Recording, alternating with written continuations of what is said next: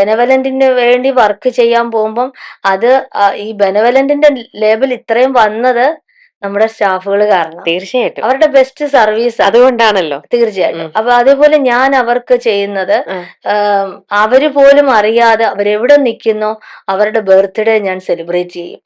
ഞാൻ cake order ചെയ്ത് അവിടെ കൊണ്ടെത്തിക്കും. അവര് പോലും ഞാൻ പറയും സർപ്രൈസ് ആയിരിക്കണമെന്ന്.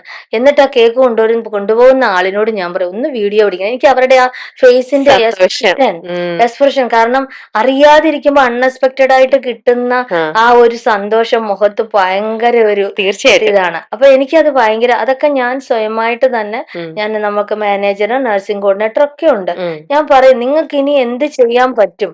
ബെനവലന്റിനെ ഇത്രയും ഡെവലപ്പ് ചെയ്തെടുത്ത ഒരാളാണ് ഞാൻ. നിങ്ങൾക്ക് എന്ത് ചെയ്യാൻ പറ്റും? അപ്പൊ അങ്ങനെ ആക്റ്റീവ് ആയിട്ടുള്ളവരായിരിക്കണം. സ്റ്റാഫിനെ നല്ല രീതിയിൽ ടേക്ക് കെയർ ചെയ്ത് അവർക്ക് സന്തോഷം കൊടുത്തു കഴിഞ്ഞാൽ അവര് തീർച്ചയായിട്ടും നമ്മുടെ സെന്ററിന് വേണ്ടിയിട്ടും സെന്ററിൽ വരുന്ന പേഷ്യൻസിനെയും നല്ല രീതിയിൽ നോക്കും അല്ലേ?